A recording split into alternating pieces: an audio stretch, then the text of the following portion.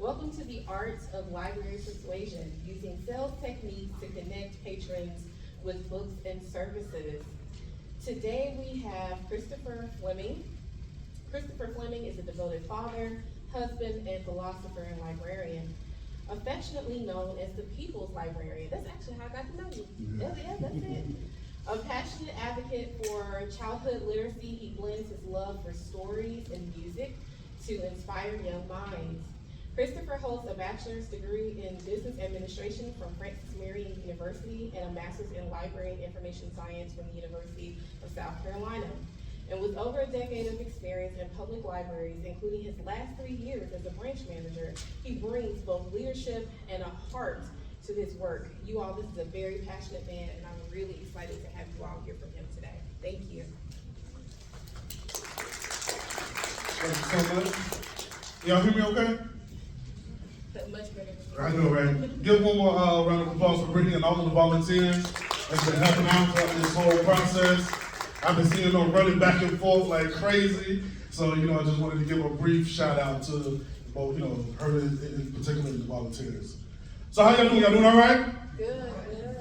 All right, yeah, that was that after luncheon special. Yeah, I'm doing all right. Okay, we're gonna shake it up a little bit. Y'all doing all right? Yes. That's what I'm talking about. So yeah, my name is Chris Fleming. I'm branch manager at Richland Library, Lower Richland. I see my Richland Library people in the house, Lower Richland people in the house. What's going on, y'all? Good to see y'all. All right, next slide, please. So first, who am I? Why should you even listen to me in the first place, kind of thing, right? So I was in a unique position because before library world, I was in retail management. Pretty much all of my, before the 10 years I was in library world, I was in retail management. I used to be an assistant manager at Finish Line, assistant manager at Party City, different retail roles. My undergrad was in business management. So, it was almost like a total pivot to be like, how did you get here to the library world? Well, partly because understanding some of the things the tactics that businesses use, that they call marketing, I kind of call manipulation, and that didn't really sit well with my spirit. And I've always been a nerd, so I ended up working at a bookstore for a little while called Second and Charles. And then from Second and Charles, I went to Party City. And then from Party City, I saw a thing on Indeed about working at Richland Library, where I first started at the North Main branch. But even with my critiques on the business world like that aside, I did learn a lot from it. And it put me in an interesting position because I'm not a librarian that became a branch manager. I mean, I was a manager that became a librarian. So that gave me a different mindset when I came into this library world. Because one of the first things I realized, I was like, y'all not focused on sales. Man, this is cozy. What you mean? Oh, you only got to count $50 every night or so, I'm like, I love this.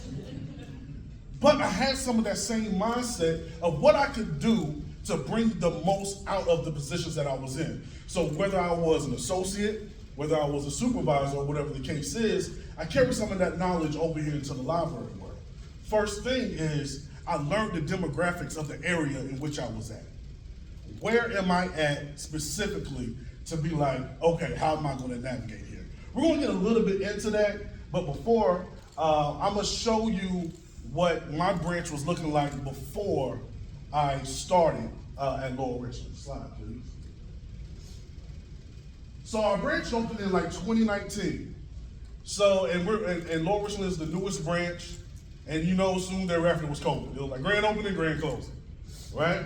So the numbers that you're seeing right here was right after COVID. I didn't want to include the COVID numbers because it would have been even lower and unfair to compare to things. But from 2021 to 2022, our total door count was 11,206. Next slide, please. This is kind of when I first started. I started in February of 2022. So from 2022 to 2023, we went up to 19,230. Next slide, please. That next year, we went up to 20,119. Next slide, please. And from the beginning of this year to now, we're currently, to September is our most recent numbers. We're currently sitting at 26,159. So, woo, right? It's kind of crazy. Next slide, please. These things don't happen by accident. When I took over the Lower Richland branch, I knew that we had a few things that, I don't want to say working against us, but we was in a unique position. We just opened, but we just closed. So we spent that whole COVID year closed, so those few people that knew of us was kind of sporadic. So they would either skip our branch and go down to the Southeast branch, or skip our branch and go down to the Eastover branch, because these are ones that have already been established and people already knew about. So the thing that I did when I first got there was, I started knocking on doors immediately and introducing myself. Right next door to us is a doctor's office and a Food Lion and a Subway, and just a plaza of things. The first thing I did was I introduced myself to all of the leaders of these organizations. Hi, my name is Chris Fleming. I'm the new manager here at Lower Richland. I just want to, introduce myself. And anytime that y'all on break, our doors are wide open for y'all. We have internet access, air conditioning, whatever you need. I just want to let you know that we're here. In addition to that, I wrote handwritten letters as an introduction to myself to them. So we have a whole bunch of Hallmark cards, that we use for birthdays and etc. Hand wrote it out, because who handwrites anything anymore? So in my mind, I was like, you know what? That's a more personable thing. Shake your hand while I give you a handwritten thing to introduce and welcome you to my branch and whatever the case is. And it actually worked. These people, they'll come to my branch every now and then, especially when we're giving out free stuff. That's the one. If you can give out free stuff, that's the one that always bring them in. But I want to talk about the nature of libraries, because it's going to be like a brief business management class 101 real quick. There's two types of organizations. There's the build it and they shall come method, and then there's the aggressive salesman method. So the nature of libraries is a build it and they shall come. It's sort of like grocery stores or theme parks. You already know what you're going there for, more or less. And when we build a food line, the people are going to come to the food line because they're hungry and they need to handle their business there. Or if you go to Carowinds, you know why you're going to Carowinds. And then for the most part, people know why they're going to the library, right? Now the aggressive salesman, sometimes it gets the negative connotation of that janky used car salesman. No, you need this, and you need to add the deluxe package when you don't really need to, really. But it's going to help benefit me personally. Or when I used to work at, Finish Line and stuff like that, I was like, yeah, you need to add these shoestrings or insoles and stuff like that. Yeah, no, not really. But I got a little commission off of it. So, we was incentivized to push things upon people that they might not necessarily need. So I'm not saying that what we do here is aggressive salesmanship, because we don't technically sell in the same sense that I just gave you the examples of here. We're somewhere in the middle. Slide, please. We're in the act of persuasion. So what does that mean? Persuasion is somewhere in between the middle. So they might come to the library because it's build it and they shall come. But they might not, and they might have an idea of what they're trying to get. Yeah, books, DVDs, so on and so forth. But through persuasion, you actually have a conversation with your customers that come in and find out why exactly they are here. Because yeah, I want a book, but I want a book because my child is a struggling reader. So now when you get that valuable piece of information, I said, oh, okay, so you don't just want a regular book. You want a book that helps with literacy instruction, to help with fluency, to help with recollection, and so on and so forth. I got you. Let me show you these decodable readers that we have over here. Now you're taking it from what they want, to persuade them to get what you know that they need. Why? Because you are the expert. I want y'all to all say it with me. Say, I am the expert. That's why our patrons trust me. The first thing that you got to do to get into this art of library persuasion is know and understand that you are the expert. You are the one that knows your library up, down, left, right, diagonal, and square.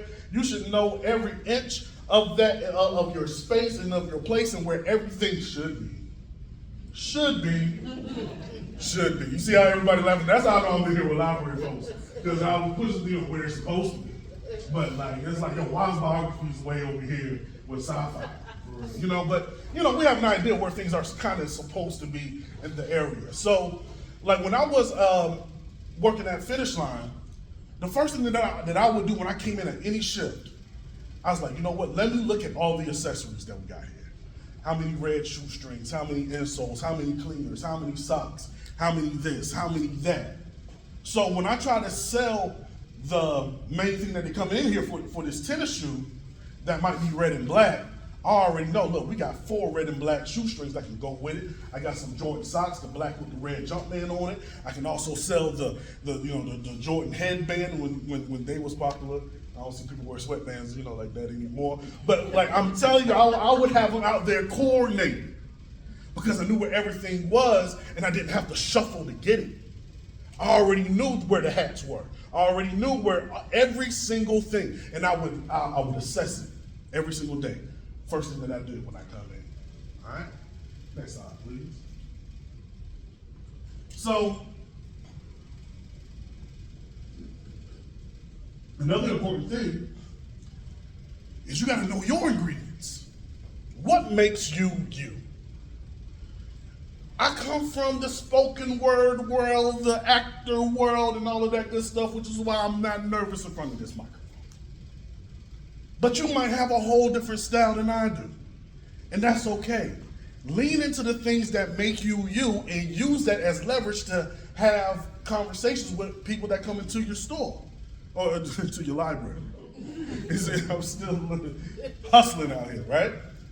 But you got to know your own ingredients, and we as librarians, we have certain unique traits.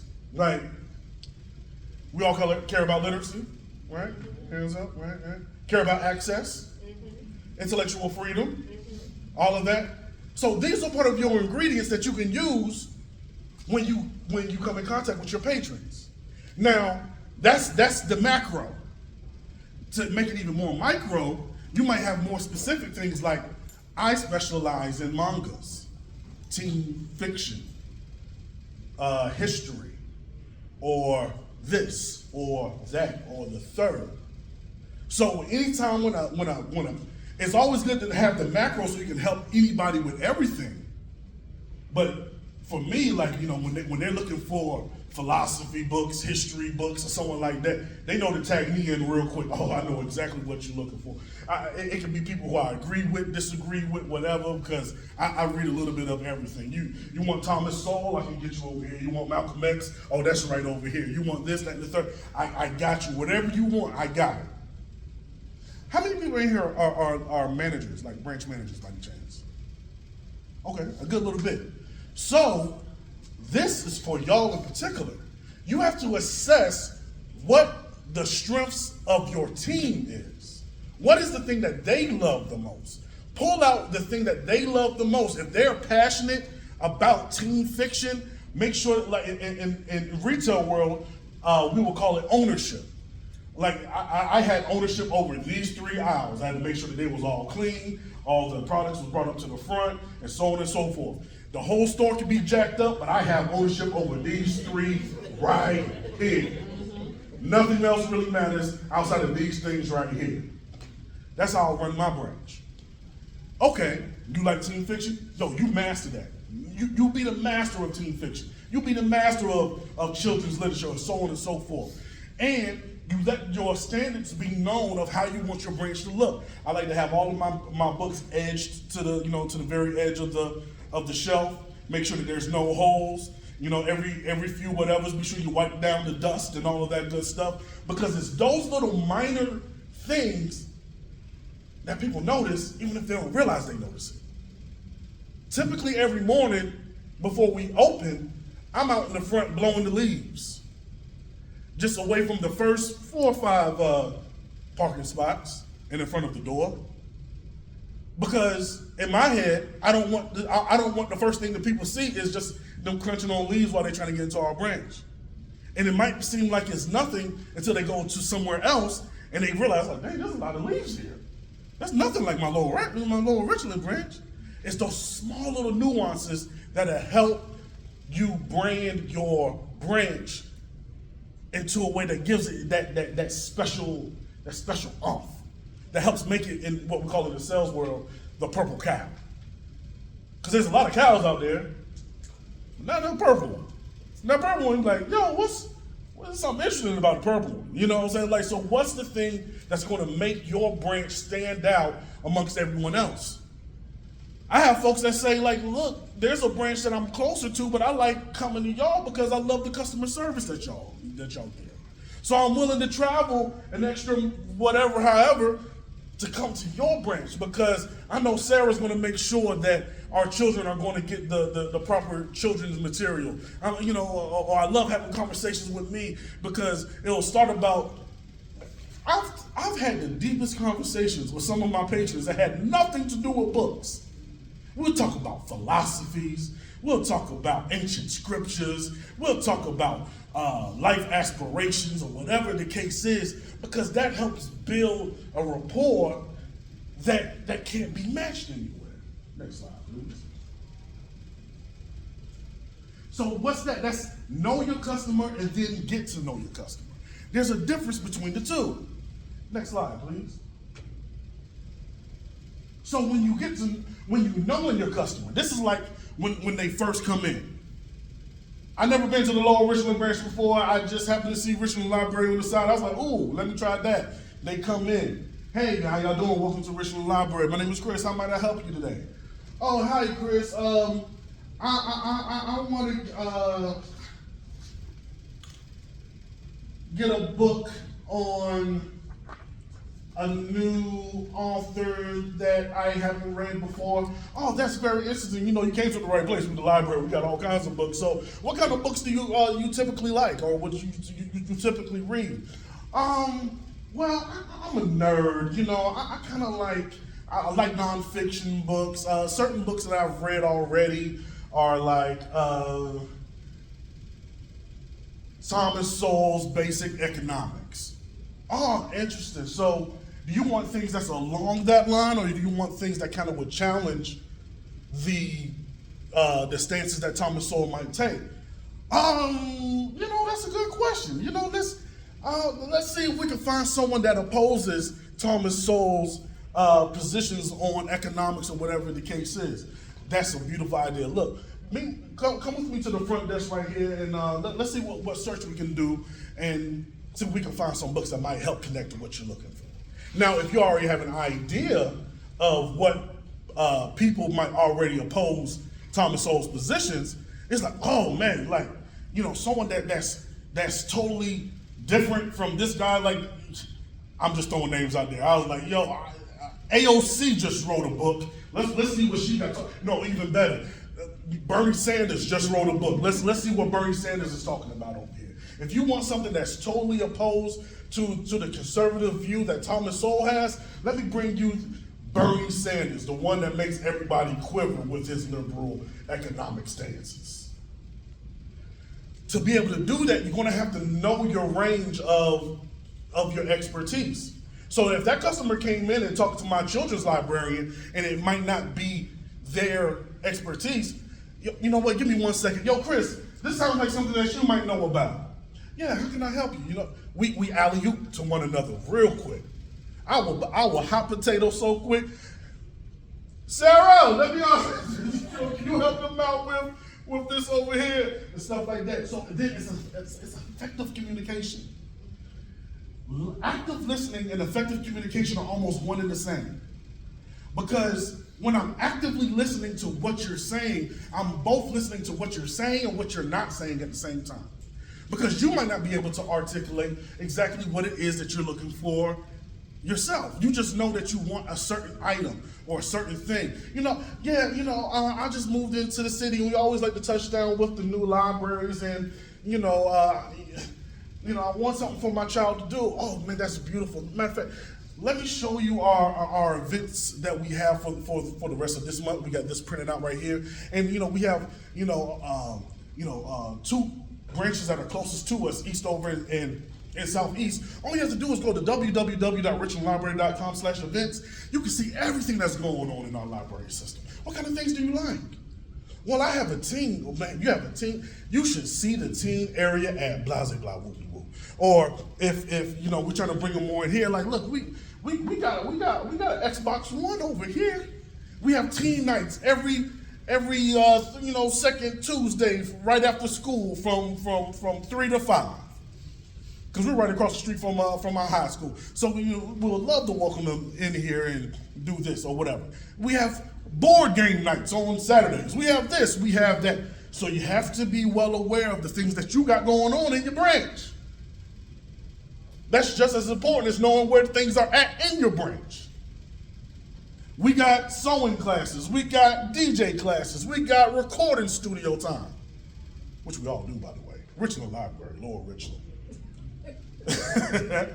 So we just built a recording studio. Because a lot of times what you're going to deal with is people who haven't been to the library in a long time, and they might still have an archaic view of what a library actually is, especially in the public context. The public library is a place, there's a repository of books, and some people still have that mindset to this very day, when in actuality, the library now is more of a community center than anything else. We used to shush people all the time. Now we give people earbuds and headphones to be like, yo, deal with it though. We got earbuds. You can go to one of our private rooms so you can be secluded away from that. But we'll put a warning on the door like, look, it's going to be loud today because we got performances all day. So know your library. Know where place the right service or resource. I had a gentleman come in. He just got released from jail, and he's like, "Yo, do you have any GED books?" I'm like, "Yeah, we do. But did you know that we also have career high school online too, where you can actually get your high school diploma through the library with a career concentration?"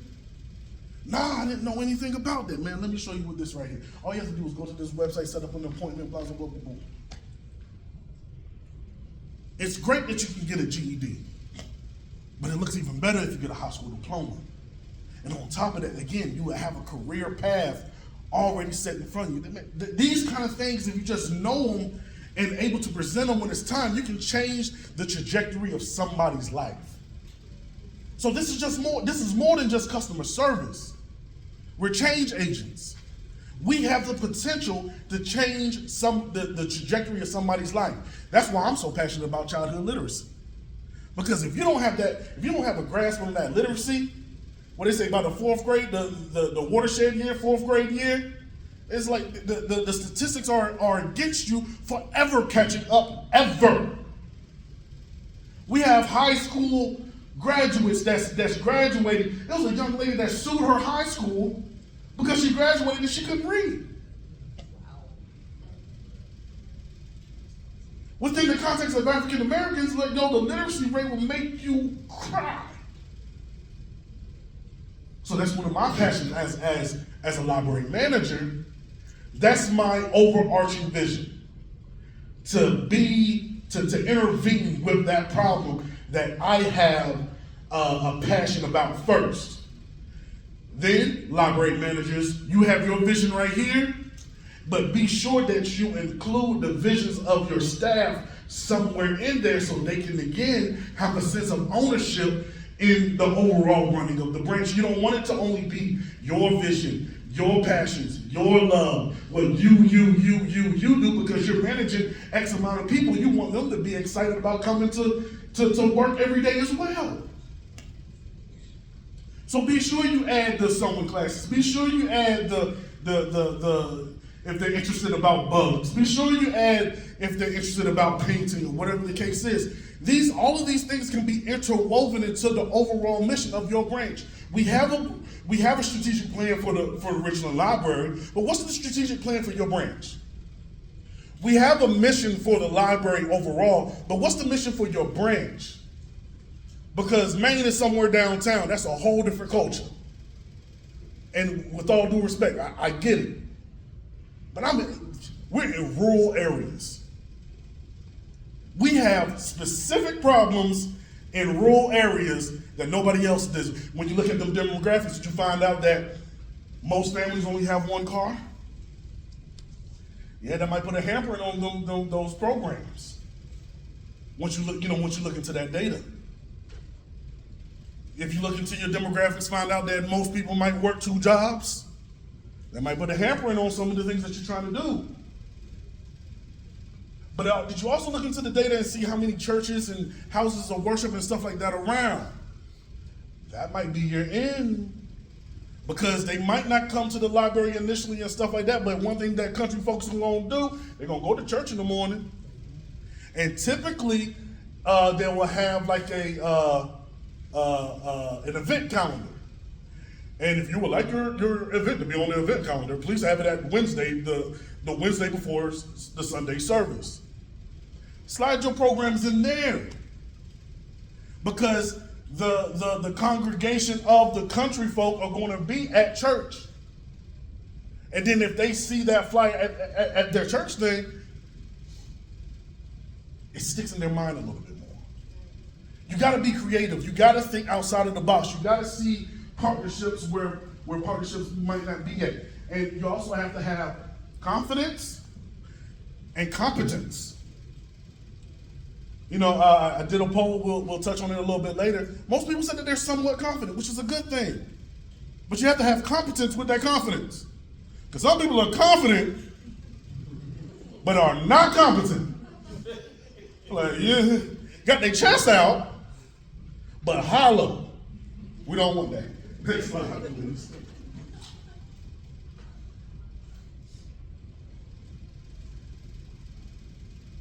So now you know your customer.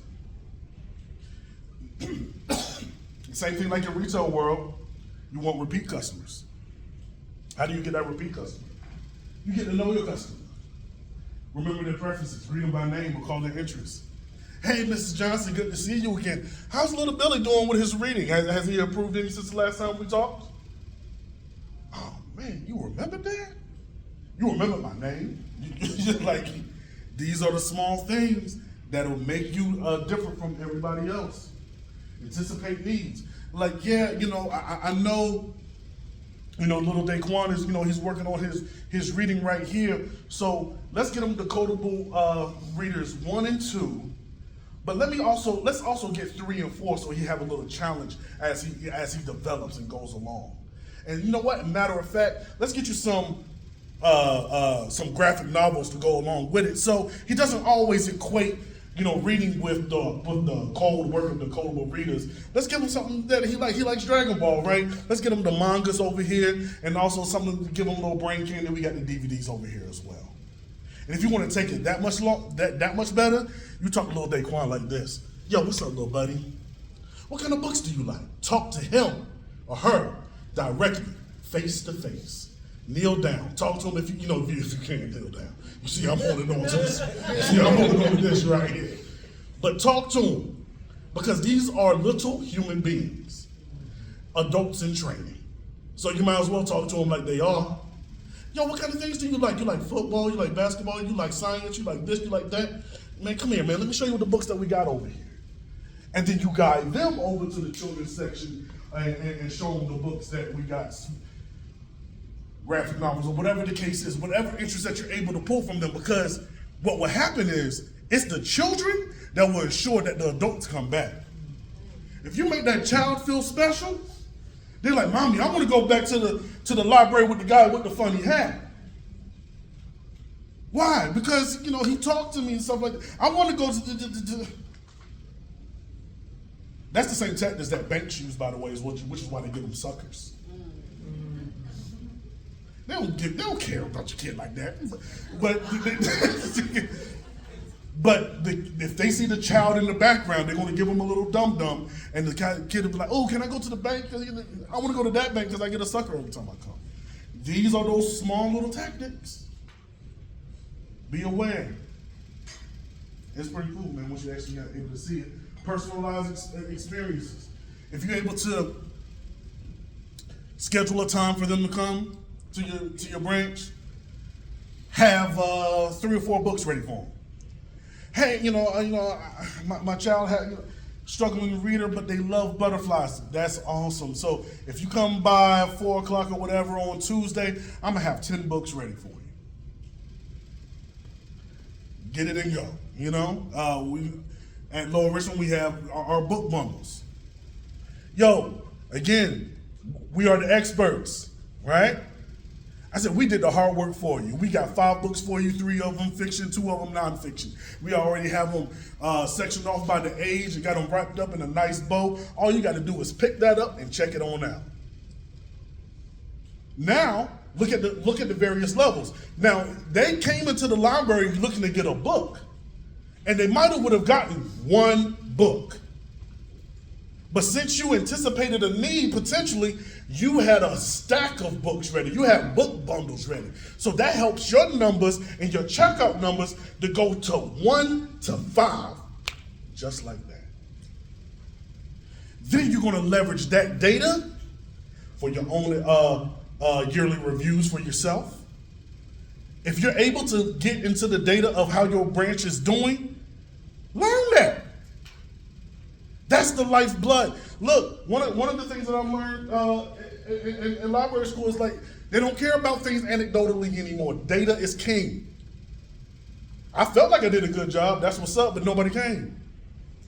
I felt like I did good, but nobody checked out anything.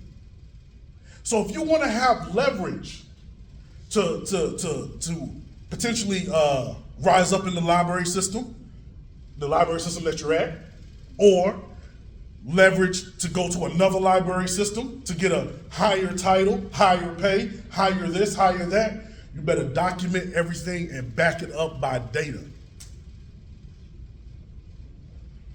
We had a partnership with Horror Hill Elementary School, again, big on childhood literacy. So we ended up having a reading skills club. My branch is the only branch that had 2 separate weeks there because our education studio understood how passionate I am about that. Only branch that have 2 weeks. Yeah, you can have 3 weeks. We could block it off, and I built a pipeline from Horror Hill Elementary. I opened it up to them first to come get this work. That school was at below average on their literacy rates. Last year, they're at average. I would like to say that we had something to do with that. That's some data that we can use. And then I look at the internal data, and we get almost 100% positive feedback from that. These are things that you can use for yourself to help leverage your value. Because don't get it twisted. I know library world seems like very happy, rainbows. The moment you don't show no value, the moment that you're no longer showing value is the moment that you're no longer here. Don't get it twisted. We're still a business in a sense. So you still got to prove your weight in salt that you're actually doing what you say that you're doing. Understand? Cool. Slide, please.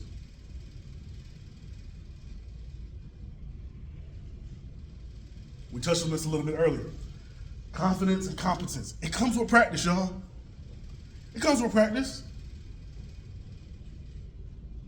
Managers, if you see someone that doesn't quite have how I am, you know what I mean? Give them little challenges. Yo, speak to 3 patrons today. That's measurable. You spoke to them. And when you speak to them, be sure that you recommend a product and a service that we have. These are measurable things that you can do during your work plans. Things that you can do to ensure that they get better and better and better. Speak life into your staff. I was like, you're great at what you do. You better walk in it. Why are you doubting yourself?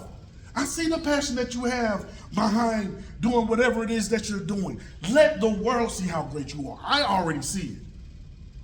I already see your greatness. Now let them see it. And next thing you know, you're going to have patrons asking for you specifically, which is a double-edged sword.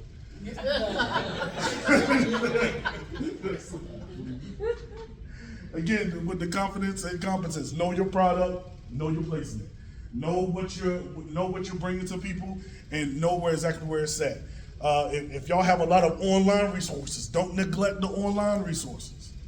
I had to do a refresher myself. I'm like, dang, we got a lot of stuff.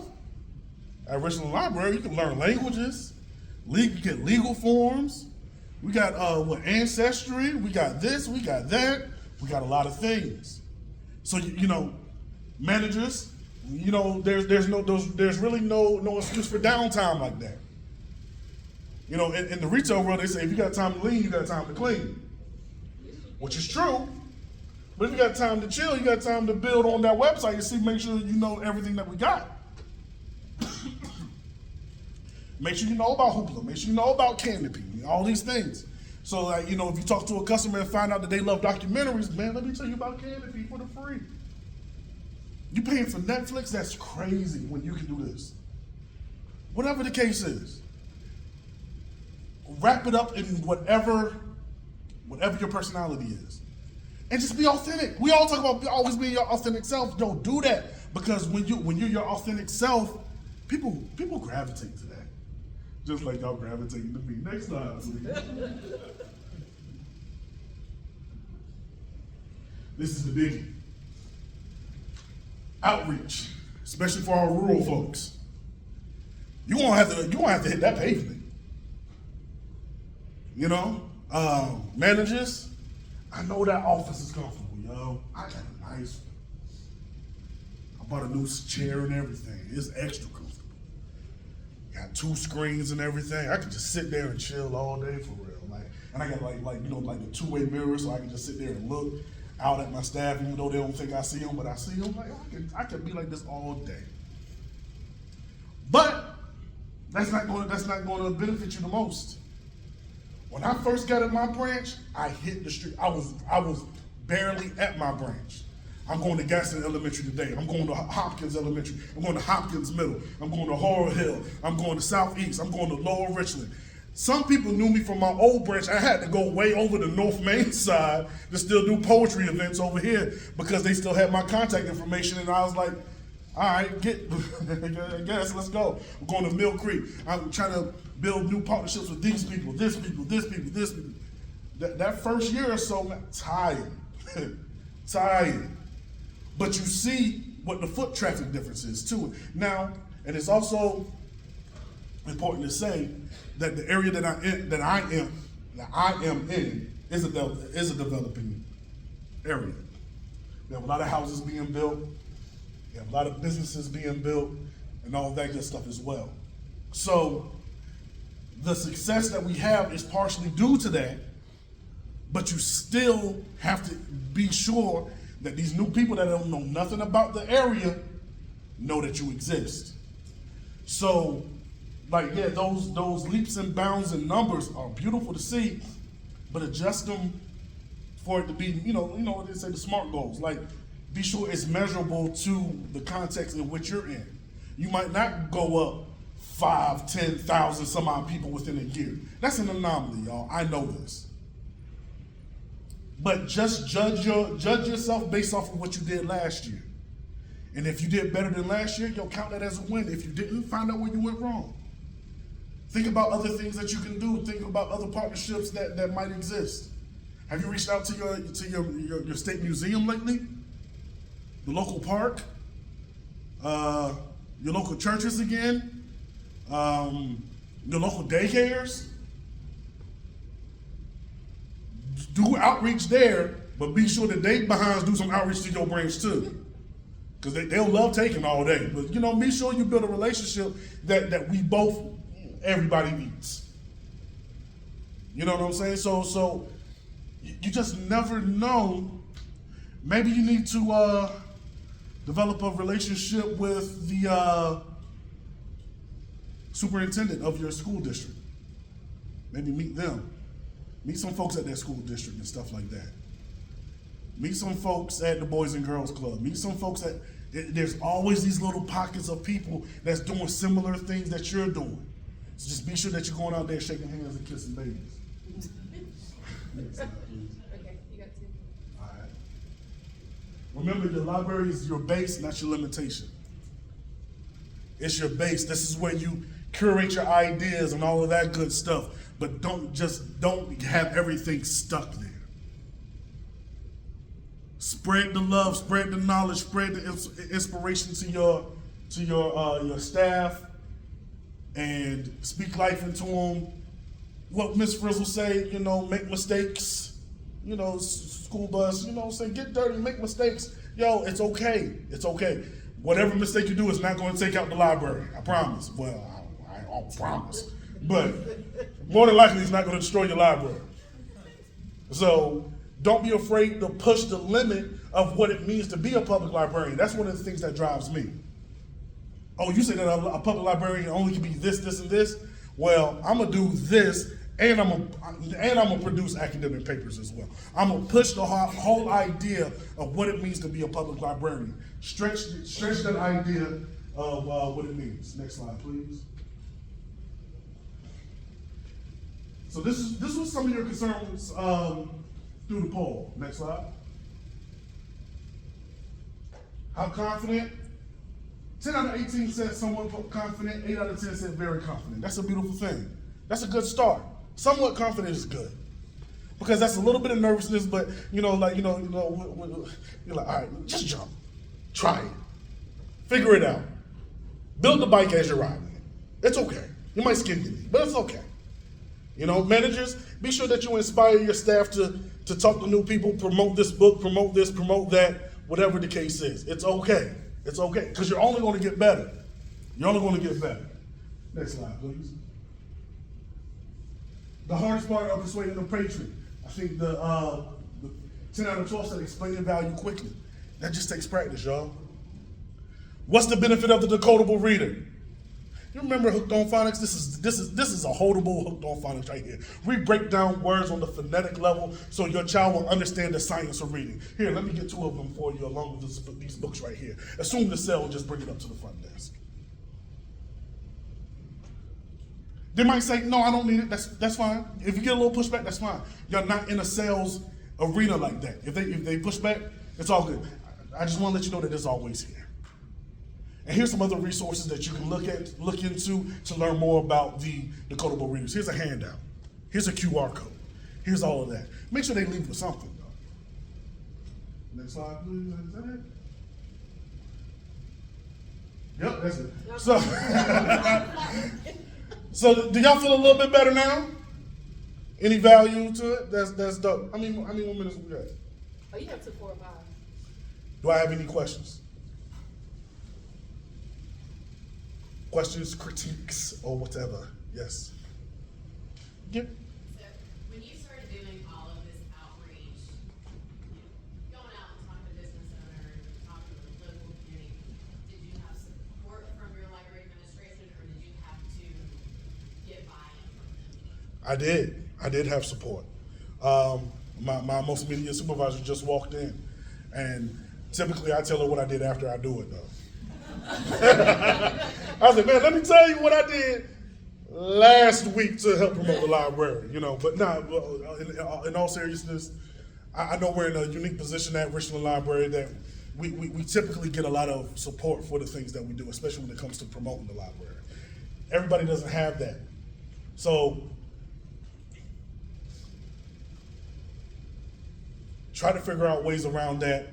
Maybe you have to lean into your boss's interest and use that as leverage. That's a whole nother lecture, to be honest with you. Yes, sir. In my experience working in libraries, one of the challenges that I've had is, which I completely agree with you, that libraries are no longer, build it, they'll come, that's not the mentality. But how do you work with those that we all have people in our libraries that have been there for 20, 30 years, and they're there, they have this old mindset, and I know I have had challenges in the past trying to get them to understand this new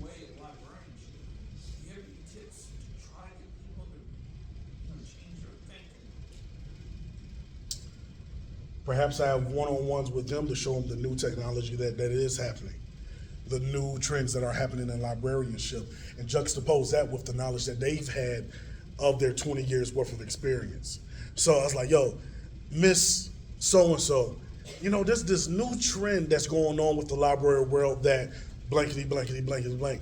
How did that differ from when you was coming up in libraries? Then you listen to their story. And then you respond with how the new trends are going. You know what? I think we should try, just try to bring it to a conversational level, not necessarily a lecture kind of level, and value the wisdom, knowledge, and understanding that they developed over those 20 years, and be empathetic to the fact that sometimes one of the things that people fear the most is becoming irrelevant. So I was like, look, if the technology is a little bit scary to you, you and I, we can have a one-on-one. I can teach you exactly how to use ChatGPT. I promise you, it's not as hard as you think. It's like Superman Google. Come on, let me show you how to do it. I like to hide things in humor. You know what I'm saying? Because if you can get them to laugh, you can kind of, take some of that weight, off of it and things like that. So those are the kind of things that I would recommend. Anyone else? We still got about 5 minutes. What if you still had kickback though? Like, what if that one-on-one just doesn't work because people are settled in their ways? Like with the staff, or Yeah. well, there's harsh realities to not adapting. Y'all know where I'm leading to, right? There's harsh realities. Yo, I respect the fact that you've been here 20 years. I respect the fact that you've been here 30 years. But the thing is, the things that happened 30 years ago are not the things of today. So I'm giving you all the opportunities to ensure that you can equip yourself to go along with this new technology and the new ways that the library is going. But if not, you can fill in the blank from there. What's up? You talked about having your mission and your team's mission, which I try to do the same thing with my staff. Like, I don't want to sit in a staff meeting and listen to everything Chris wants to do. Like, what I want to do, what's my vision as well. How do you kind of approach that? And I guess where did you see, like, okay, they're telling me what they see, they're telling me what they want to do, and then how do you blend that into what your day-to-day looks like? Between just regular observations, just sitting back and watching them do their things and finding out what their strengths are, strictly based off of observations, right? And then just through one-on-ones, having conversations with your staff. Find out what things that they like, what things they dislike. Find out what their work love language is, in a sense. I would ask them, like, yo, if you could run the library, what would you do? If you ran this library right here, what would your vision be? Tell me that. Well, I'm like, okay, bet. Now I can see how I can integrate that into my thing. Because like how I run my branch is, I was like, I don't, I would always love to advance and stuff like that. So I have my successors in my mind. It might not go the way that I expected to, but I have the successors in my mind already planned out. Like if I were to get a new promotion over here, I got my supervisor right here, the next person right here, and the next person right here. So I want to train all of them in a sense of having that self-confidence in themselves. So when their time for their opportunity comes, they can recollect on, seeing their vision being. So now it's your turn to be in the driver's seat and just be sure that you have an umbrella for everybody else's vision as well. Still got a couple more minutes, y'all. Do you have any suggestions for, like, there are different worthwhile things that I would want to participate in, but, a lot of libraries have rules about we're not gonna charge money for anything. But then these other organizations say, okay, well, it'll be a $5 donation to get to our event, or, stuff like that. Like, there's actually someone who does a story time at a local place and who's a library that doesn't work in the same system, but that would be great, but they charge a fee to get in as like a donation to their museum type deal. So it's kind of like, well, we're not supposed to charge for any of our programs, but then you know, I guess that would just be something to talk to the organization about, Yeah. you know.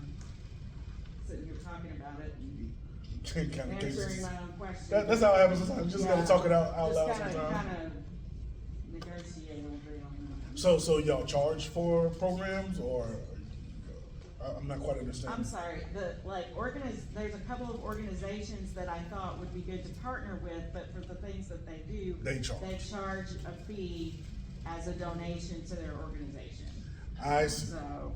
I see. So yeah, that might be some administrative talk that you have to talk Yeah. with, Yeah. because you're gonna have to work out those details for an official partnership. Yeah. So if you're gonna, if organization A is gonna work with Richland Library, we're gonna make sure that we have things understood of how we're gonna do things if we're gonna partner as organization to organization. So that might be an administrative thing that you have to do. Anything else? Did y'all have a good time? Yes. Y'all make some noise. Hey, good night. I always like taking pictures with people, y'all. So you know what I'm saying, since we got a couple of minutes, if y'all mind taking a picture with your boy, you know what I'm saying, let's come through and take a picture. Why don't you And just do a big selfie? I'll do a big selfie. See, that's why you know we applauded our volunteers. If you kind of turn and stand